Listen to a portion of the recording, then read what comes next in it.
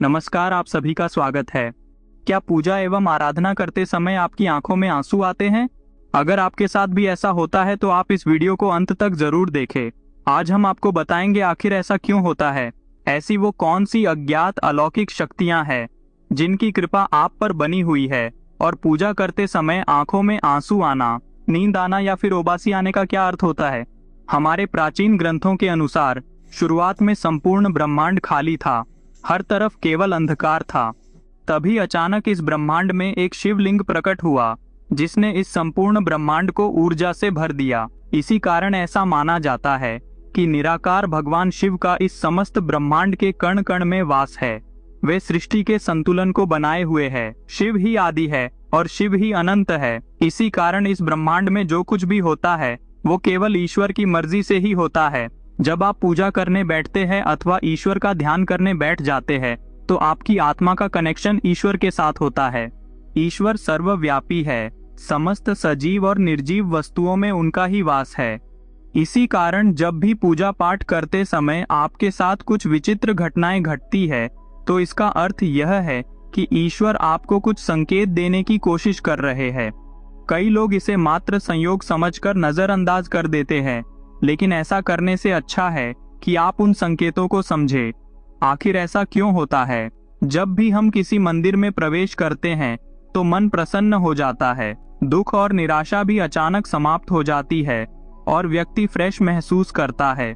ऐसा इसलिए क्योंकि मंदिर के वातावरण में सकारात्मक शक्तियां होती है, जिनके प्रभाव में आने से व्यक्ति मन में शांति और सुख का अनुभव करता है। कई बार विद्यार्थियों को मां सरस्वती का ध्यान करते समय आंखों में आंसू आ जाते हैं या अचानक नींद आने लगती है।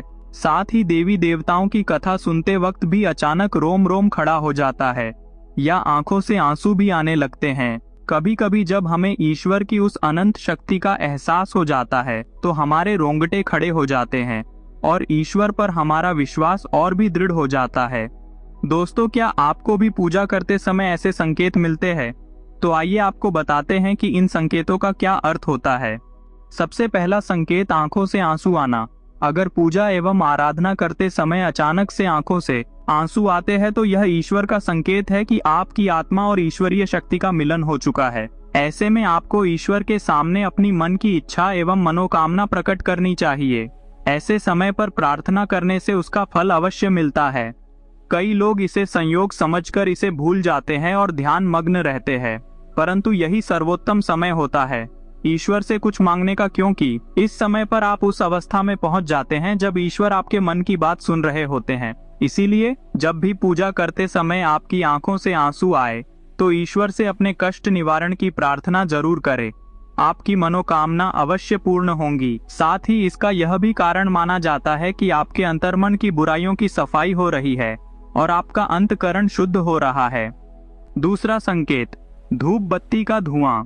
यदि आप पूजा करते हुए यह देखते हैं कि आपके द्वारा लगाई गई अगरबत्ती एवं धूप बत्ती का धुआं आपके इष्ट देव की प्रतिमा की ओर जा रहा है तो इसका अर्थ ये है कि आपकी पूजा को ईश्वर ने स्वीकार कर लिया है और आपके इष्ट देव आपकी भक्ति से प्रसन्न है। तीसरा संकेत, जलाई हुई जोत बढ़ जाना। दोस्तों, अग्नि पंच तत्वों में से एक है।